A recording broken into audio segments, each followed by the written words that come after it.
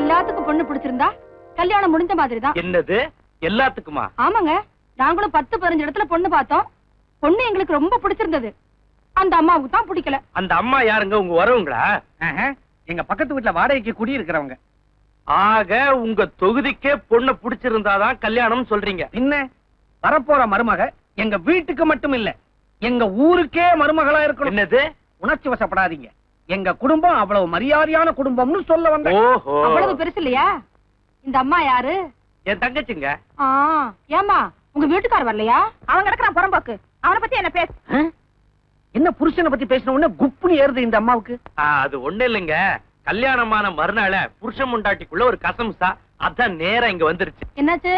சாதாரண நூல் பட விவகாரங்க. வாங்கி தர மாட்டேன்டாரா? இல்லைங்க, தோச்சு கொடுக்க மாட்டேன்னு சொல்லிட்டான். அதுக்கப்புறம் அவங்களுக்குள்ள அடிதடி சண்டைன்னு ஆயி போயிருச்சுங்க. ஏன் கழுது அங்க போற, இங்கேயே இருந்து சொல்லிட்டேன். 15 வருஷம் ஆயிருச்சு. இப்ப அவங்க வீட்டுக்காரர் என்ன பண்ணிட்டு இருக்காரு? அது லாண்டரி கடை வச்சிருக்கிறதா கேள்வி. ஆனா என் பையனை பத்தி நீங்க கவலையே பட வேண்டாம். புடவை நல்லாவே துவைப்பான். எல்லாம் ஏற்றேலி. பேசிட்டு இருந்தா எப்படி? பொண்ணை கண்ணிலே காட்ட மாட்டேங்கிறாங்க. அது பொண்ணு ரொம்ப வெக்கப்படுதுங்க.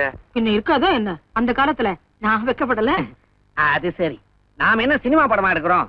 கையில காப்பி டம்ளர் கொடுத்துட்டு ஒவ்வொருத்தர் காலையா விட சொல்றதுக்கு. நீ என்ன பண்ற? சமையல் ரூம் போய் அந்த பொண்ணை பார்த்துட்டு சிக்னல் கொடு. நாங்க எல்லாரும் சைடுல கியூல நின்னுட்டு ஜாட ஒருத்தரா பார்த்துட்டு போயிடுறோம். எப்படி?